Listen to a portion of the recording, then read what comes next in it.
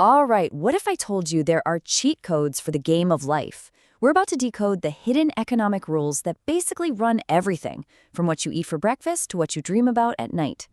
Let's start with a question that sounds really simple, but it's actually the foundation of, well, all of economics. I mean, we all want stuff, right? The newest phone, a better car, more time off, more money. But there's a catch. And that catch is called scarcity. It's this simple, universal truth. There just isn't enough stuff to go around for everyone to have everything they want. This one problem forces us to do one thing, over and over again: make choices. In economics, that's just the study of how we all make those choices. So if we're constantly choosing, what's the real cost of the things we decide to do? I'll give you a hint. It's not just the price tag. The hidden rules of money show us a much, much deeper cost. So, meet Ravi. He's facing a classic dilemma. He's got 3 hours of free time tonight. Does he binge watch that brand new show that everybody's talking about? Or does he hit the books for that huge final exam tomorrow? What he decides to do is going to reveal the true price of his time. And here is the key concept. If Ravi decides to watch that show, the cost isn't just 3 hours of his life. Nope. The real cost is the better grade he could have gotten on his exam. That's the opportunity cost. Every single time you choose to do one thing, you are, by definition, giving up the chance to do something else. So scarcity forces us to make choices.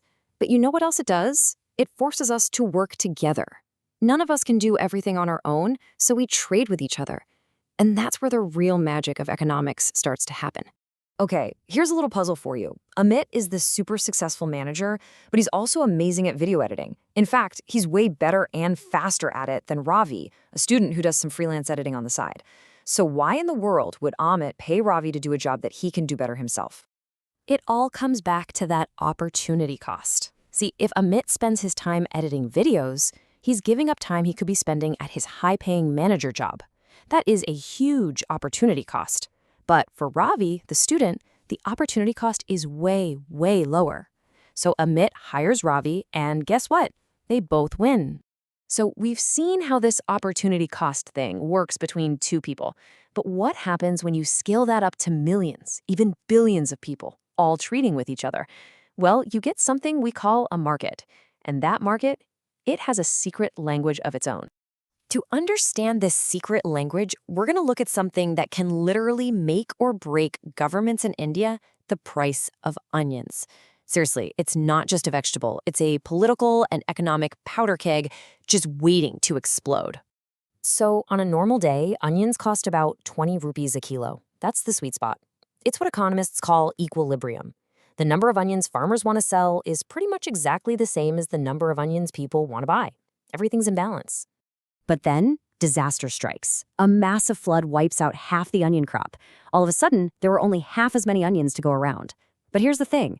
Everyone still wants onions for their curry. The demand is exactly the same, but the supply just got cut in half. So what happens next?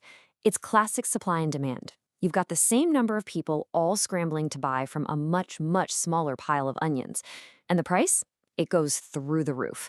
We're talking 100 rupees a kilo. People are furious, and politicians are starting to sweat.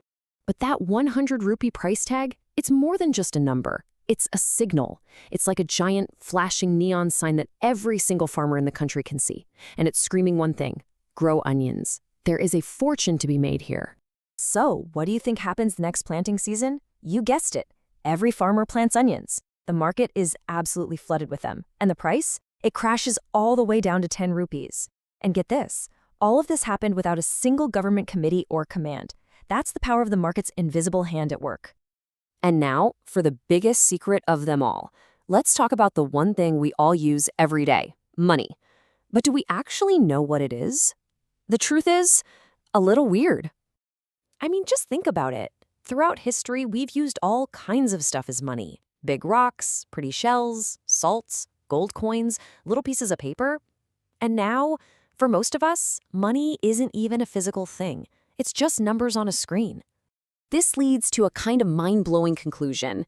Money has no real intrinsic value. A 100 rupee note is just a piece of paper. The only reason it's worth anything is because we all agree that it is. It's like a giant collective belief system, and if we all suddenly stop believing, the whole thing would just fall apart. So, if money is basically just an idea we all share, where does it actually come from? You probably think the government just prints it all, right?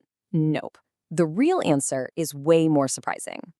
You see, we think of banks as just safe places to store our money, but that's not really what they are. Banks are actually money-making factories. When you deposit your money, the bank doesn't just lock it in a vault. It keeps a small fraction, and then it lends the rest out to somebody else. So get this, when a bank gives you a loan, they don't take cash out of a big vault. They literally just type the loan amount into your account. Poof! New money is created out of thin air. It's a system that allows our economy to grow, but yeah, it's also a little bit like magic. Okay, so let's do a quick recap of the cheat codes we've just unlocked. Number 1, you can't have everything, so you have to choose wisely. 2, every choice has a hidden price tag, the opportunity cost. 3, prices aren't random, they're secret messages from the market. 4, money is basically a game of trust. And 5, banks literally create money out of debt. And listen, this isn't just some boring textbook theory. Knowing these rules is like having a superpower. It lets you see the invisible forces that shake your life, and it gives you the power to make much smarter choices. It's the difference between being a pawn in the game and actually being a player. So, we've shown you the hidden rules of the game. Now you can see the code behind the matrix, so to speak. The only real question left is, what are you going to do about it? How will you use this knowledge to change the way you play?